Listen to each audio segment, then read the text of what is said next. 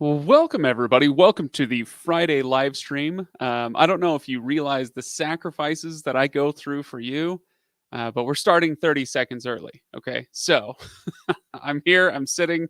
I was sitting there watching the countdown, and I'm like, "Hey, let's just go for it." So, welcome to the Friday live stream. As usual, I want to mention that we are here every Friday at 2 p.m. Eastern. I'm glad that you are here with me. If you're watching later, then great. Glad to have you here as well. If you can join us live, I'd love to have you do it. It's always fun to have people in the chat over there, joining in the chat. It's fun to talk with you guys live.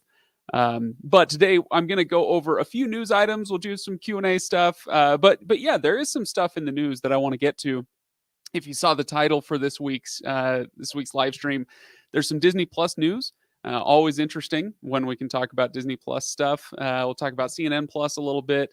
And talk about some stuff that's going on in the world. Okay, last week we did mention the Ukraine war that's going on right now, and kind of like last week, I don't want to get too deep into it just because things get sticky and fog of war and who knows what's all correct, and so I don't want to get too much into it. But there is some interesting streaming news that has come out of it, so I'll mention that at the very least as we get into it. Okay, now.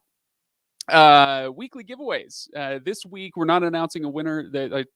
I keep saying I'm going to change that to say bi-weekly, and one of these days I actually will.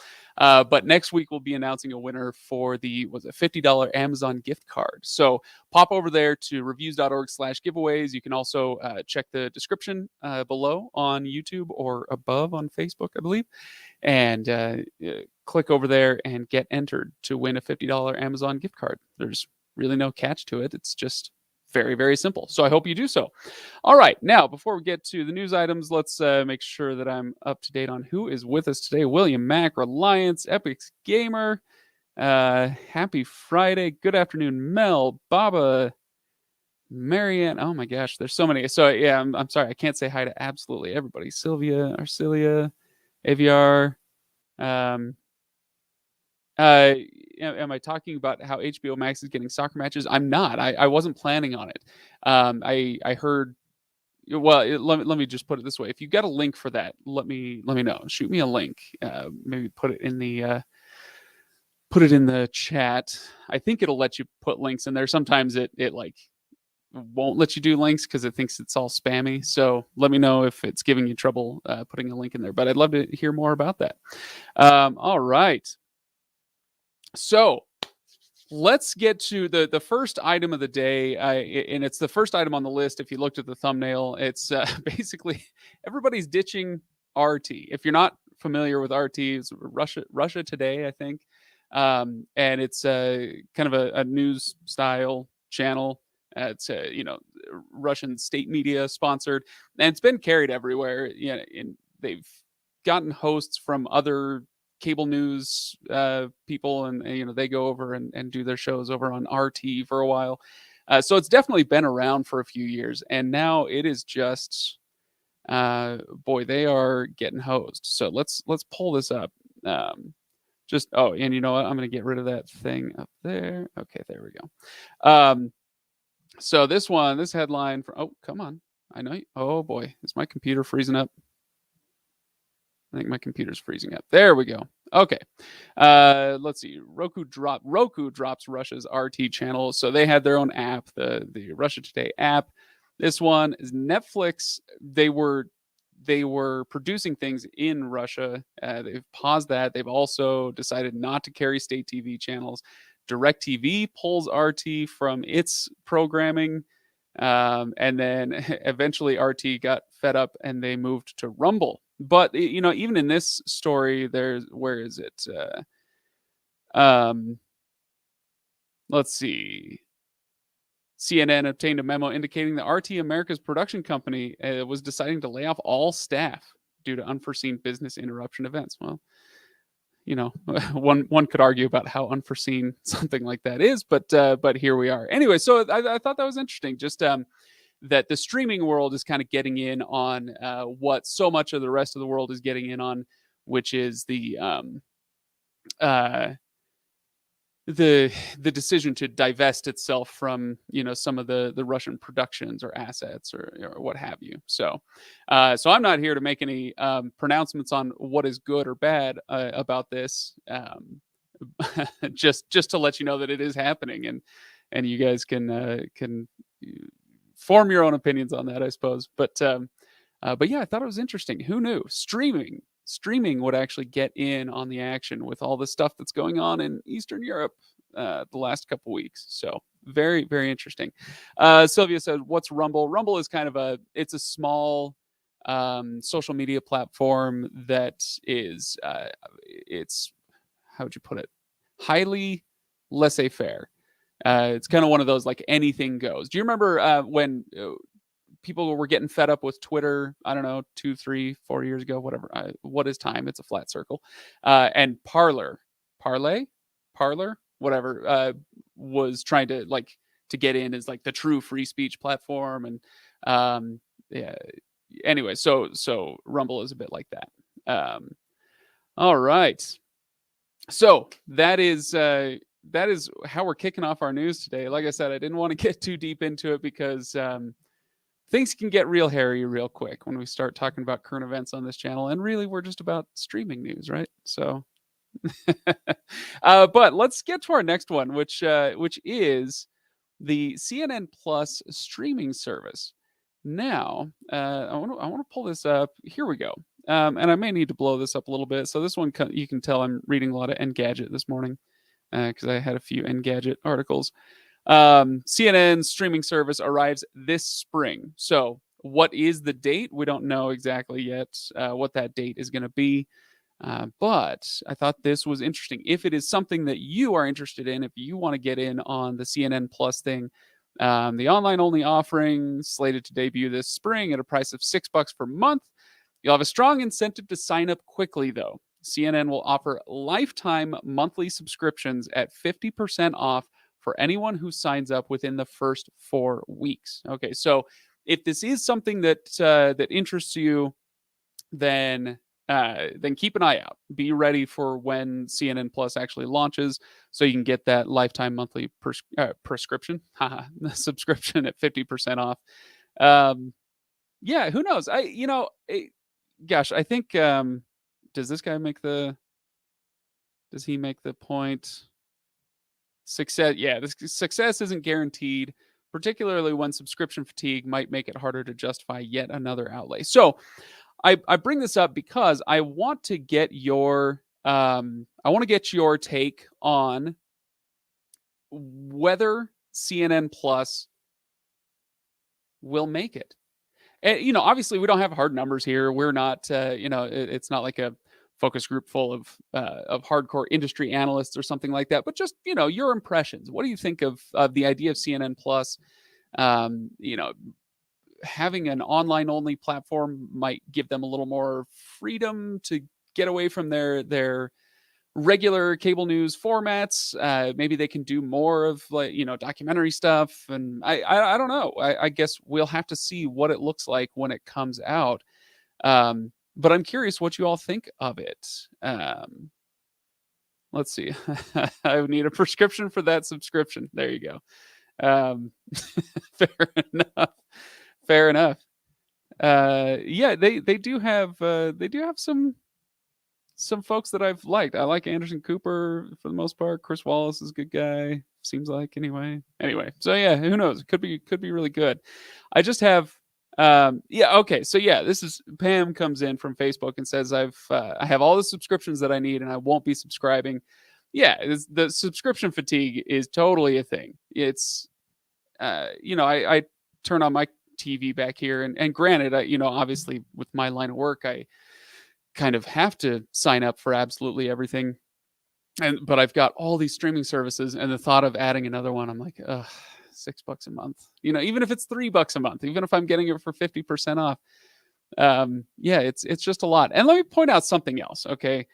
CNN will offer lifetime monthly subscriptions at 50% off for anyone who signs up within the first 4 weeks. Okay, so there's part of this that is unambiguous, and that's the first 4 weeks. Okay, so at least I think it's unambiguous. Gosh, first. I'm assuming that means the first 4 weeks after launch. Okay, great.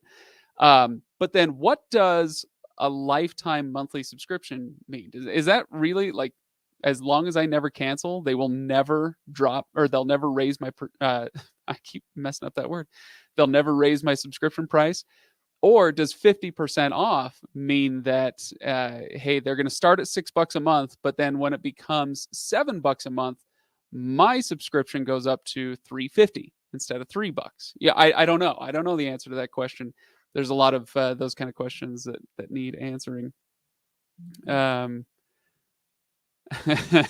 Okay, actually, that's pretty good. I like that one, Adam. Well done. Well done. All right. So David says CNN is available 24/7 all over the world. How much more do we need? It is and it isn't. CNN as a concept is available all over the place, but CNN as a channel is not always available. It's you got to have cable or satellite or whatever to get it. Or subscribe to one of the live TV streamers. YouTube TV or whatever to get it. So it's not like I can at any time turn on CNN and watch it. So how much more do we need? It's probably not. I doubt that CNN is looking at this and going, how do we get more content out there? How do we blanket the world with our content? It's probably more along the lines of, these cable channels, they're dying off. It's going to take time, and it's not. I shouldn't say dying off. They're changing. The landscape is changing. The incentives are changing. The income structures for these companies, they're changing, and so they're probably just looking at that and going, you know what? Yeah, it's more content that we need to create in the short term, but we need to shift over to streaming because eventually that's where everything is going to be. So they're trying to, like Fox Nation is already on there.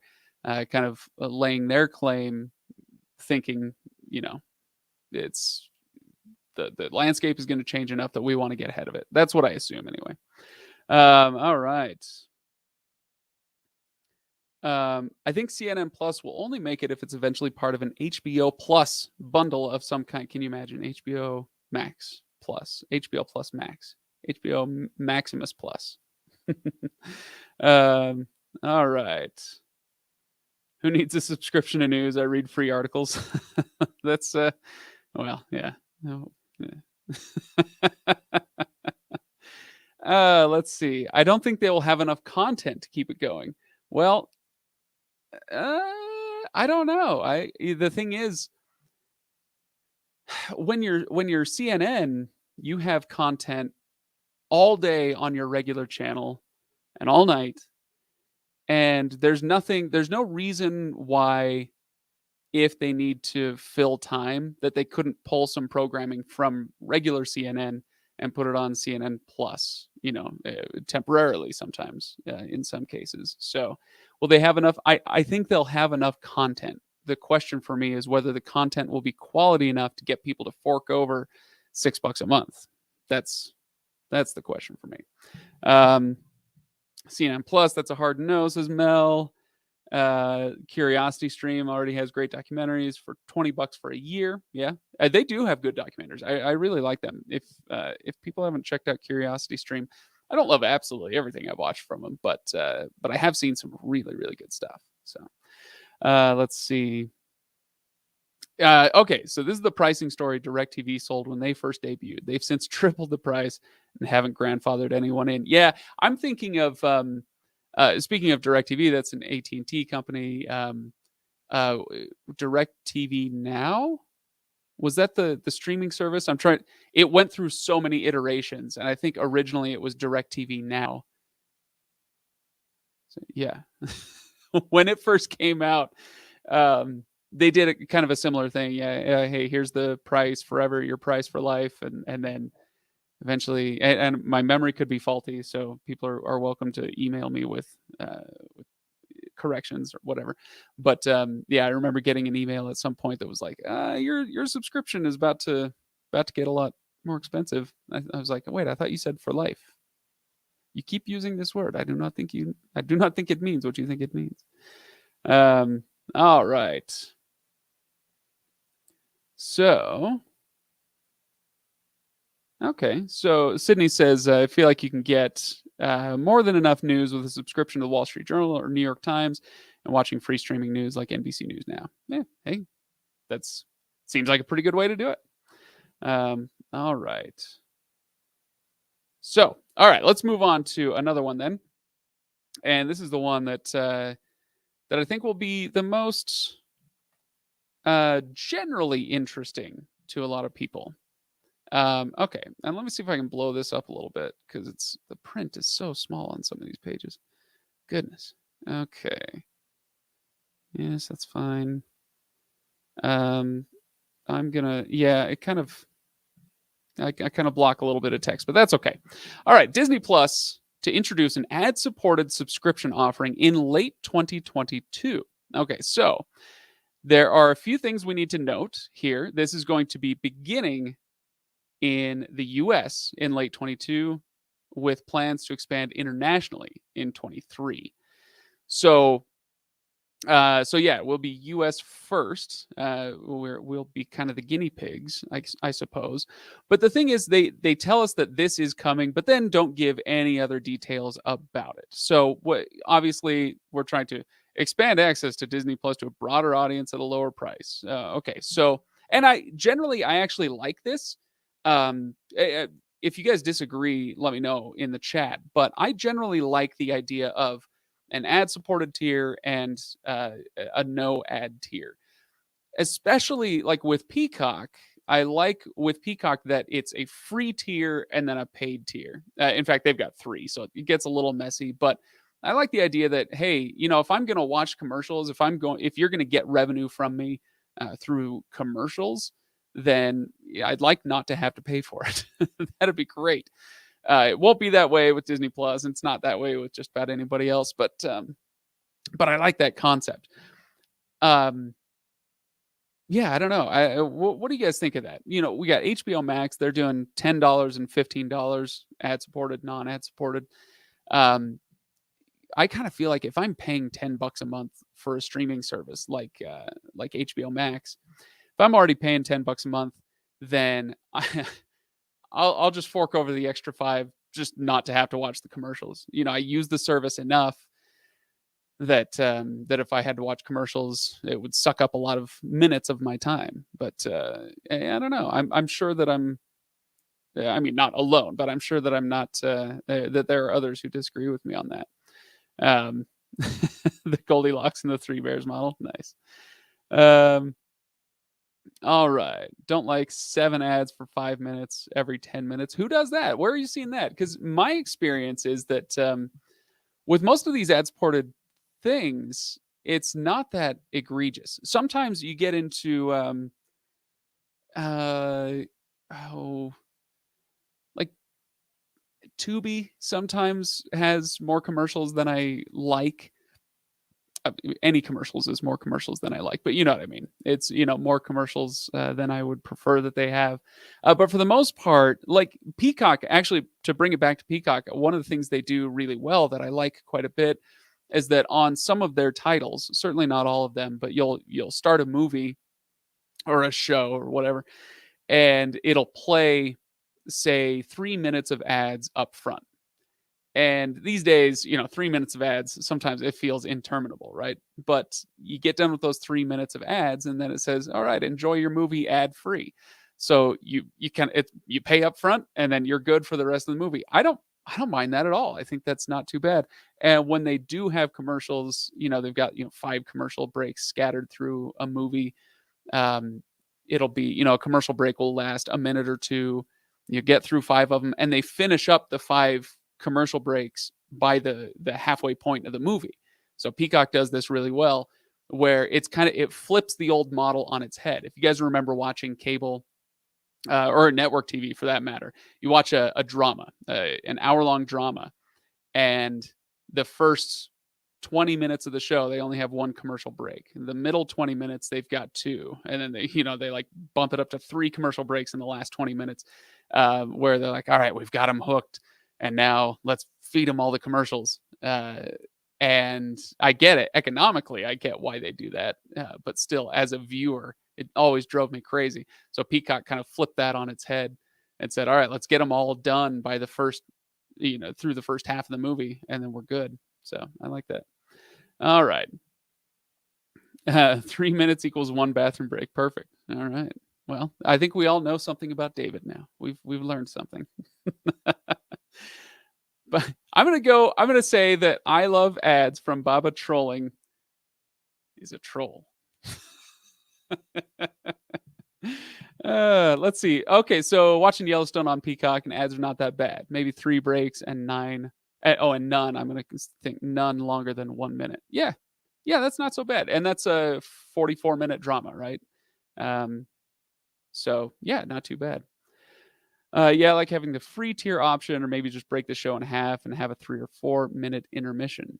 Um, yeah, yeah, I definitely like the having, like I said with Peacock, having the commercials up front and then you watch the rest of the show, because like I've when I was growing up, I trained myself to allow mental space for commercial breaks. Like, where they're coming up. You understand the arc of the storytelling and you're like, okay, we're getting to this kind of cliffhanger spot and I know a commercial's coming up, and you understand it. You kind of start to intuit the commercial breaks. Um, but now, after so many years of cord cutting, so many years of streaming, I've completely retrained my brain not to expect or accept those those moments. So now, whenever a commercial break comes up, it's like it really freaks me out. I have a hard time with it. All right, so um, yes, Adam, have heard rumblings about this, but yeah, don't have any details right now. Let's see if there's anything else from this that we need to get into before we abandon this this press release. For now, let's see. Since it's launched, blah blah blah. Okay, I thought this was interesting. They want to achieve their long-term target of 230 to 260 million Disney Plus subscribers by fiscal year 2024. More details will be announced at a later date. Great. Okay.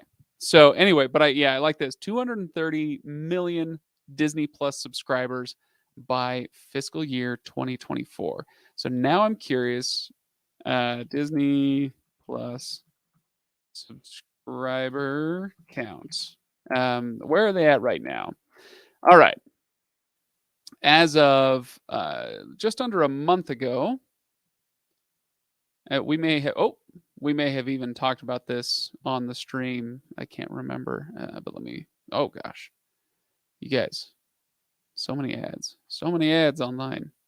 Okay, Disney pulled in. Let's see, Q1, 11.8 million new subscribers. A strong forecast. Blah blah blah. There we go. All right, so they're at 130. Call it 130 million subscribers. Still on track, they say, to reach that number by 2024. So they're at 130 million. They need another 100 million subscribers to hit their goal. Will they get it? Probably. I've always been quite, what's the term, bullish on Disney Plus's chances. I think I couldn't tell if they did this on purpose, if they were trying to underplay expectations so that the headlines would be even better. But when Disney Plus launched a little over 2 years ago, I remember them saying, "Oh yeah, we're hoping to have 50 million subscribers after the first 2 years," and I was like, 50 million, you're going to have 50 million subscribers in 2 weeks. That was, if you recall, The Mandalorian was brand new. They were putting all the Marvel stuff on there. Obviously, the Disney archive was opening up. And I was like, you guys got to be kidding me. And turns out, I was right. I was right. They killed it. So anyway, David says they could achieve that target in a year if they buy Sunday Ticket. Maybe. Although if they buy NFL Sunday Ticket, then it would probably become an ESPN Plus adjacent property, something like that, right? So I don't know. I don't know. All right. Yes, Epic's Gamer 25. Okay, so this is an interesting Disney Plus tidbit. They're bringing the Marvel shows over from Netflix to Disney Plus on the 16th of this month. The Marvel shows that Epic's Gamer is talking about is things like Daredevil, Jessica Jones. What were the other ones? That Iron Fist, and then what was the other guy's name? Was it the Iron Fist or is it the Iron something? I can't remember honestly. Somebody tell me. Somebody tell me what the other guy's name was. The giant black guy that his series was really cool, and now his name has just fled my mind. Anyway, so those shows they left Netflix at the end of last month, and I noticed because when I signed it, I don't have my remote with me. I can't point it that way anyway. When I signed into Netflix, my avatar was gone because I'd had the Daredevil avatar for years. I just never changed it. It was the Daredevil avatar, and so then it went to like some fluffy green thingy and like a generic avatar. So Luke Cage, thank you. Good Lord, why couldn't I think of Luke Cage? That was a cool show. Anyway, so yeah, apparently the plan is to put them on Disney Plus with the rest of the Marvel family, and so yeah, we can all look forward to that. All right. Okay, cool. So there we go. All right, guys. Man, we made it through. We ripped through all that news stuff. So the question is there anything else we need to do in this particular live stream? I am gonna stick around here for a few minutes. We'll do some Q&A stuff. Yeah, you guys let me know what's on your mind streaming wise. What shows are you watching? And here's a question for you. Actually, you know what? Here's a conversation starter. Let's see.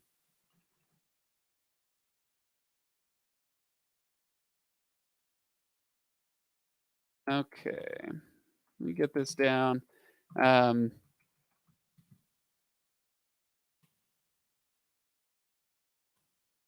Okay, let's try that.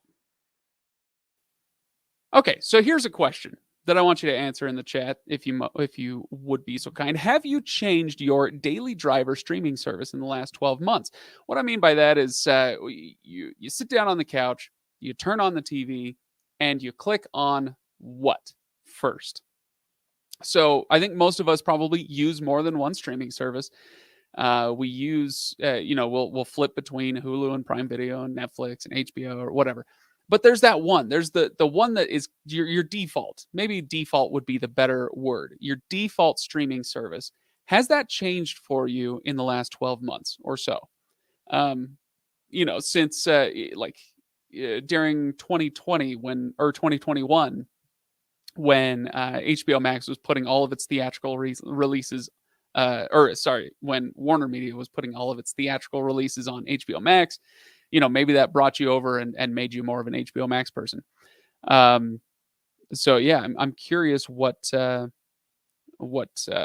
all think of that. So, some people are asking, Roku soundbar is perfect add-on or Spawn of the Devil. How'd you set up your Roku ecosystem?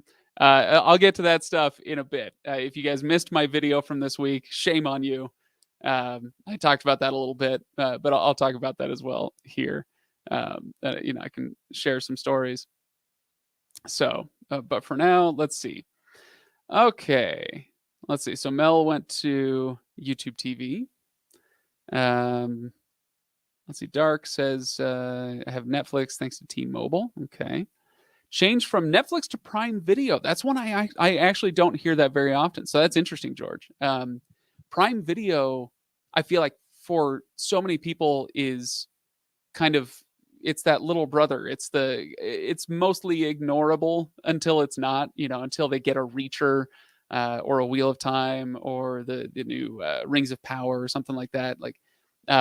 So I don't often hear that it has become a default for somebody, but that's really cool. good for Prime Video. That must mean that they're putting out good content. And I am on the season finale, I think, of Reacher, or maybe two more. I think I have two more to go. Interesting show.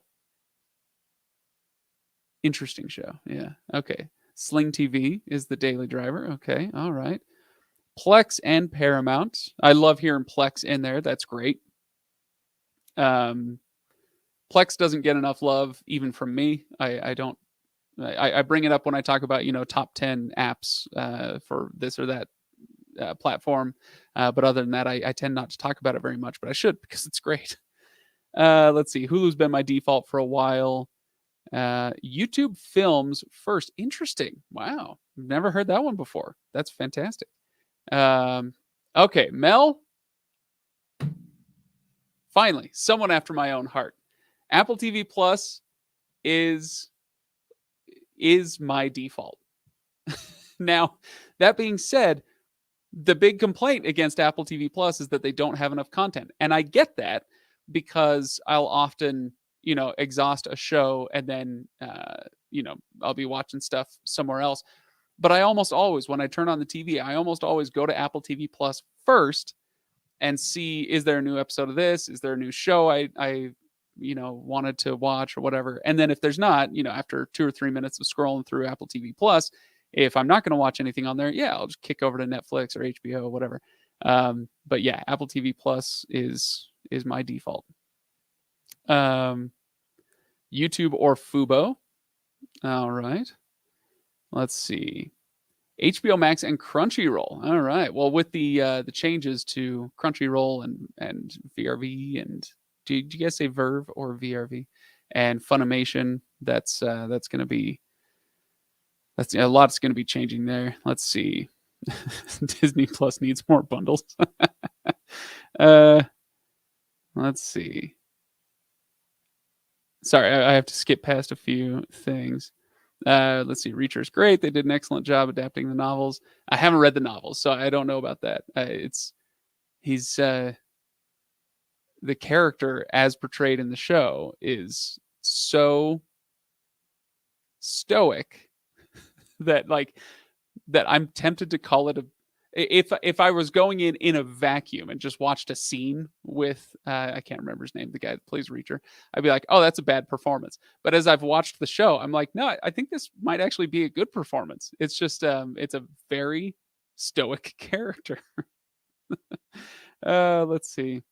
Oops. Flex. Plex. Is that are you talking about the Xfinity Flex? George says I'm in a lot of obscure films, and Prime is great for that. There you go. Awesome. Love it. I go to Apple TV Plus when I have time to stream an entire season. Okay. Oh boy, Servant is my favorite on Apple TV Plus. I just caught up with it last night. And was that I can't recall. Was that the season finale? Because if so, I'm not sure what to do with that. But I'm caught up on it. And I still can't explain why I enjoy that show so much, because it's infuriating in so many ways. But yeah, it is good. I love the aesthetic there. First of all, I feel like you're subtweeting me, George, and how dare you?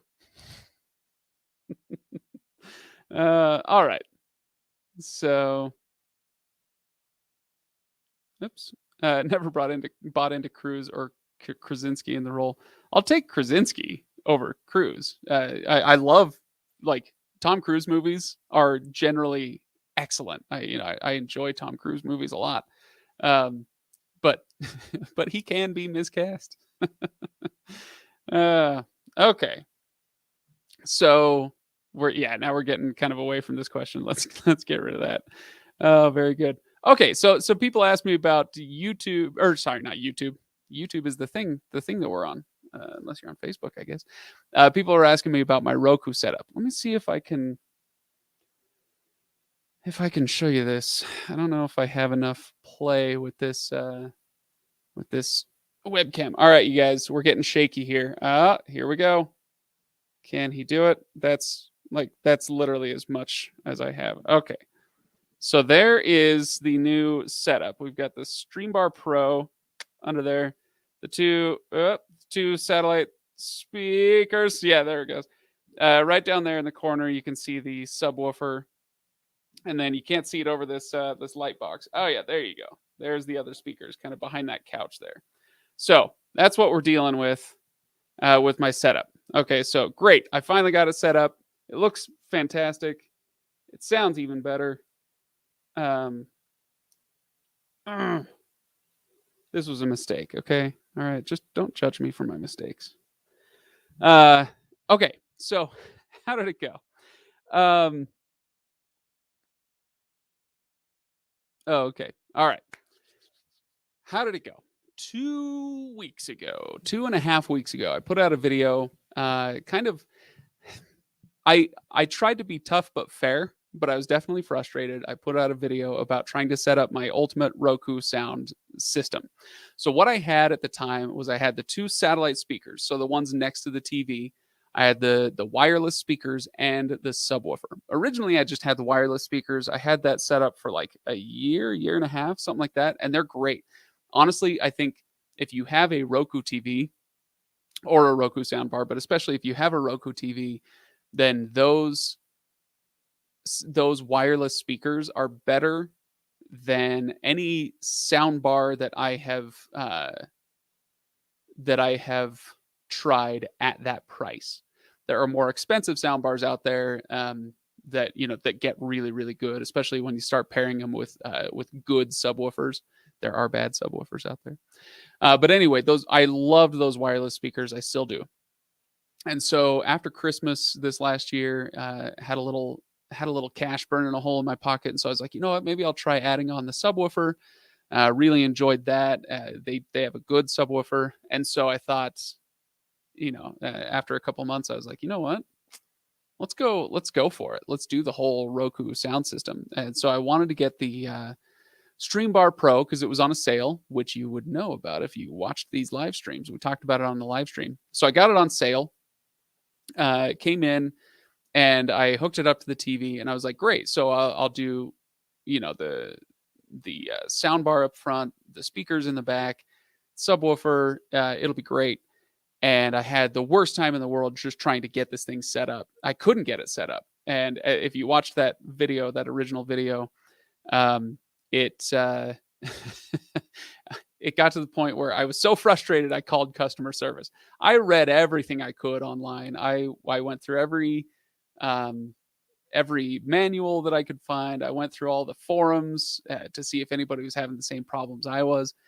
And finally got so fed up, I called customer service, and the woman on the line said, "You're never going to get that to work. It's not going to work. The Roku TV with the Roku soundbar, it's not going to allow you to do what you want to do." I was like, "This is insane. Are you serious?" And so I made a video to that effect. This is like, you got to be kidding me. And where's it at now? Okay, we're gonna look it up here. And this is where I need your help. Okay, so I hope you're paying attention here because I need your help. Um, let's pull up. Oh, you know what? No, that's the wrong button. Let's go here. All right. Okay. Time for a little streamception.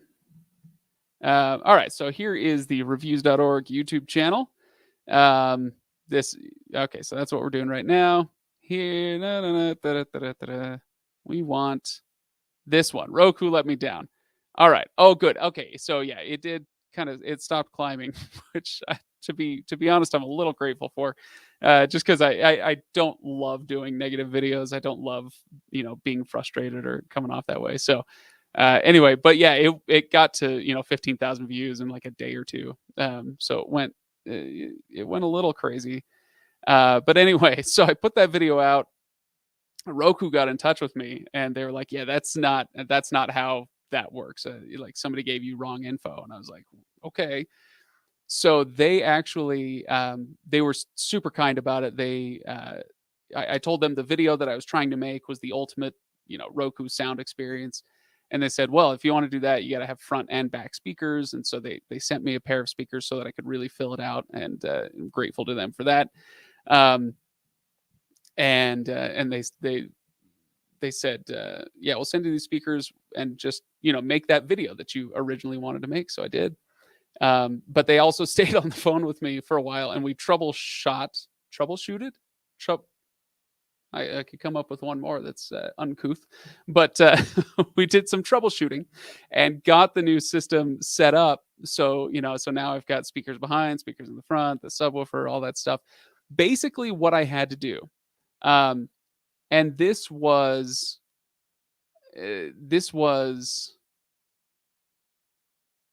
easy, but time consuming and ultimately kind of frustrating.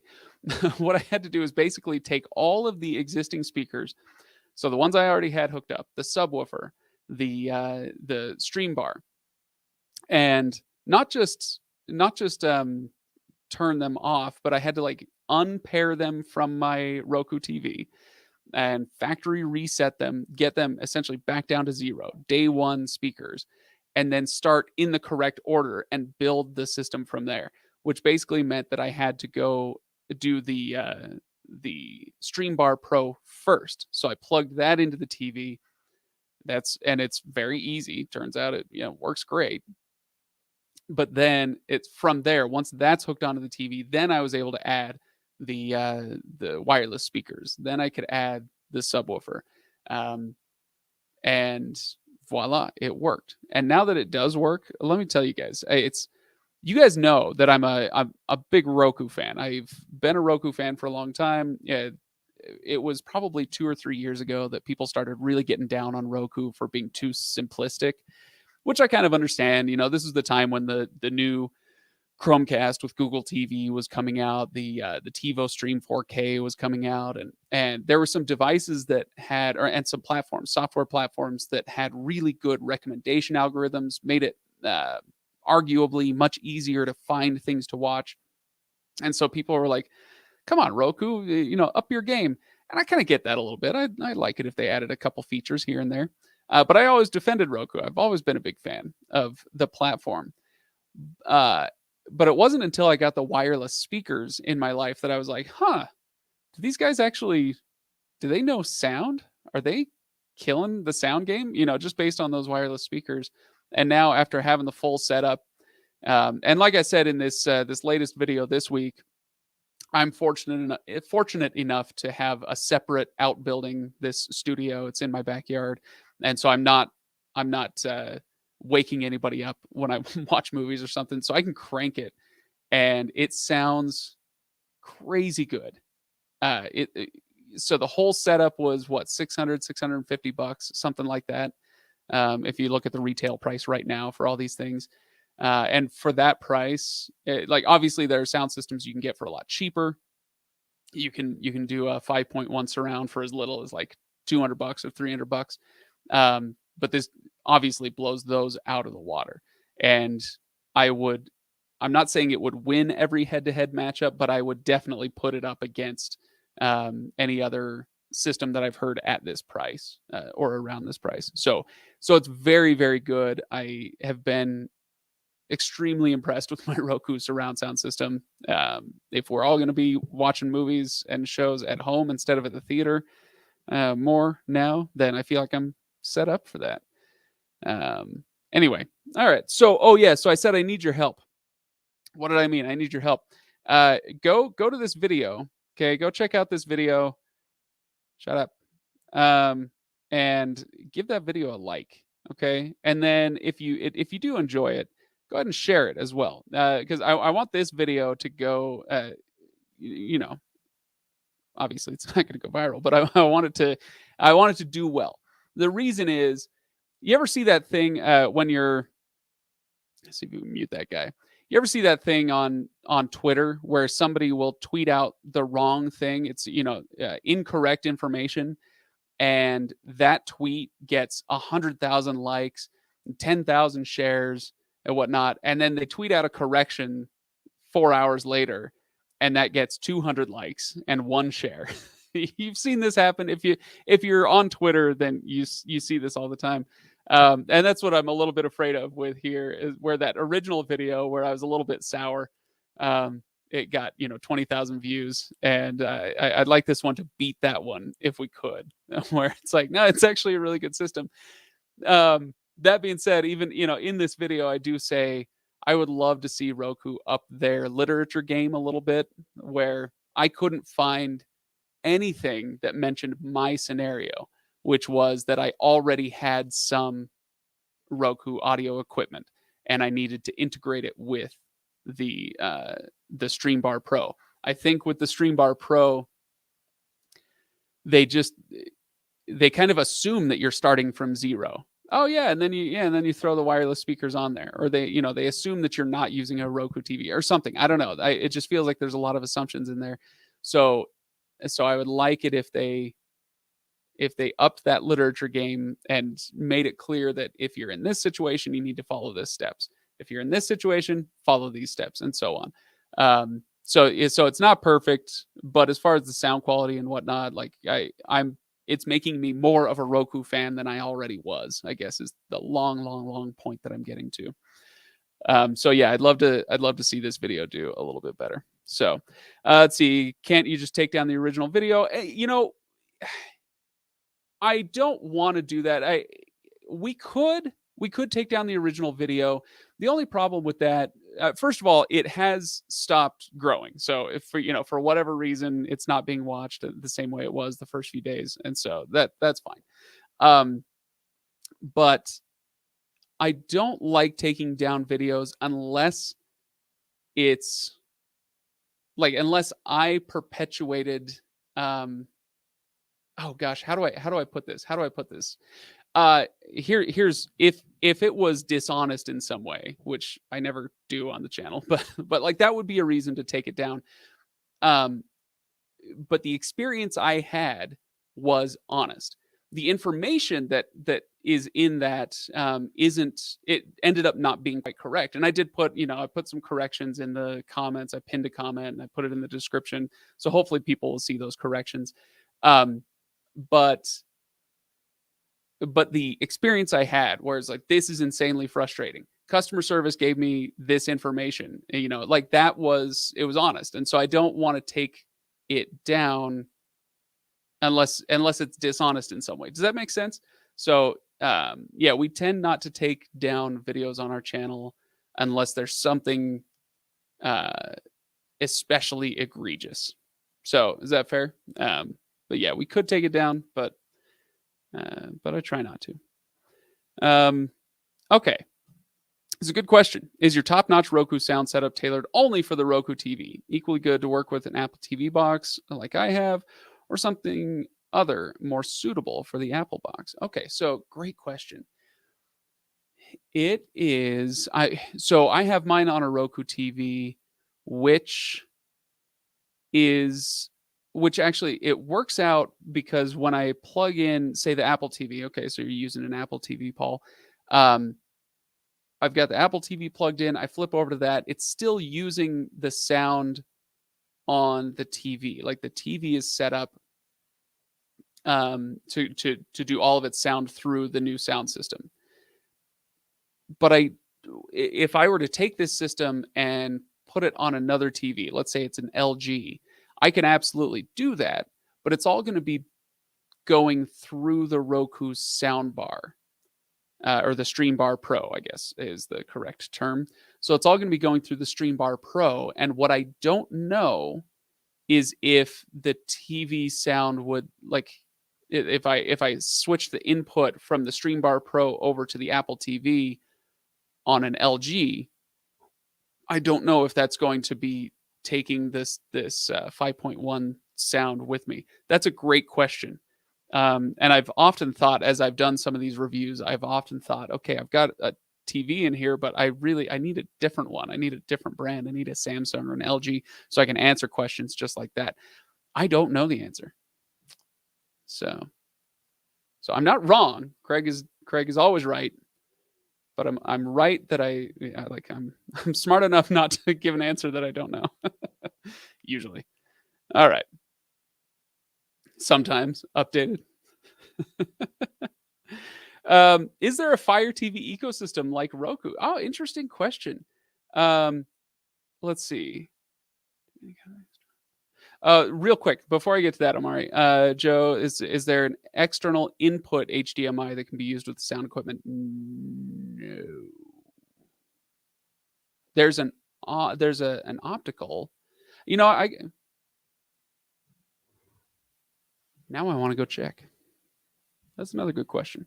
Is there a Fire TV ecosystem like Roku? There, yes and no. Not to this level. Roku has they actually have sound labs. I think they have one in Boston, one in Denmark. They've got I think they're headquartered down in California, but I don't know if they have a sound lab there. Anyway, so like they take their sound very seriously, and it shows. Um, does Amazon have the same thing? Does Fire TV have the same thing? No. Uh, I assume that's what you're asking about, like a sound ecosystem in this way. Not exactly. Although, if I turn, I don't think it's going to let me. If I turn this, there we go. That little thing right there.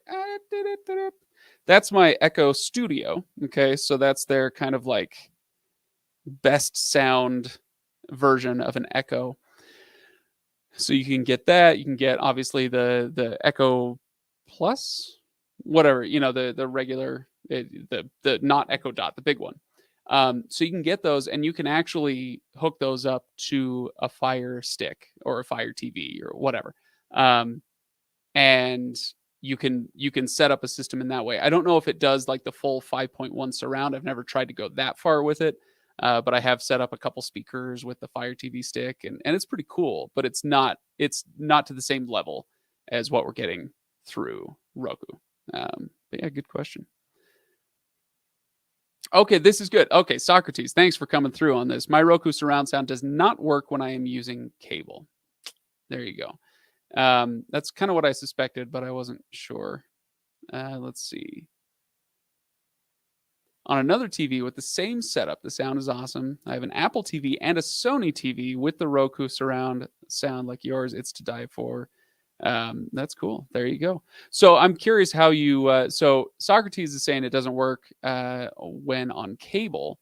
Billy, you're saying that that it does work. The Roku surround does work through your Apple TV on a Sony TV.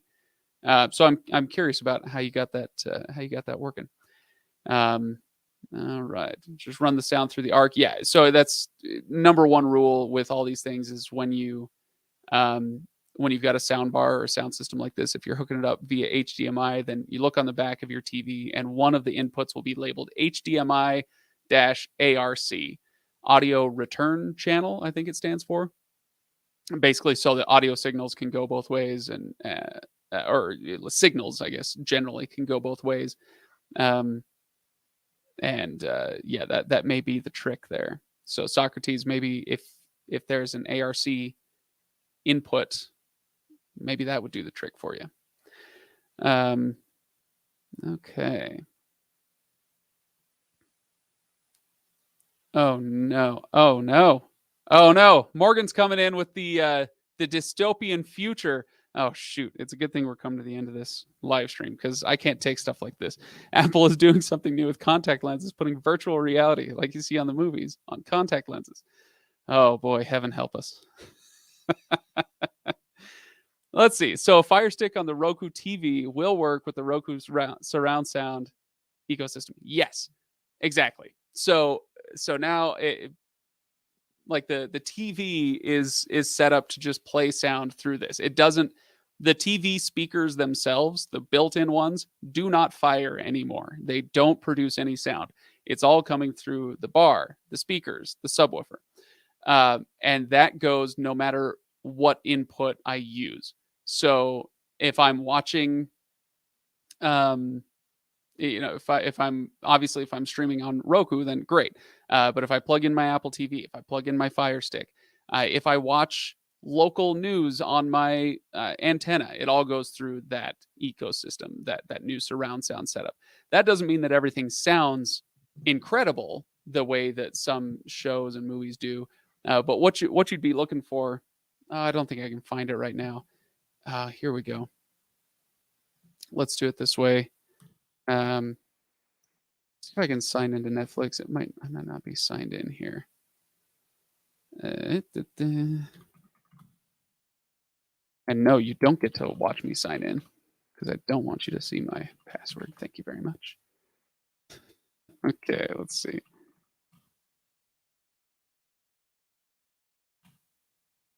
Hey, I remembered my password. All right. Who'd have thought? When you do get surround sound setup, oh gosh, can we not? I really don't like this the automatic play. Um,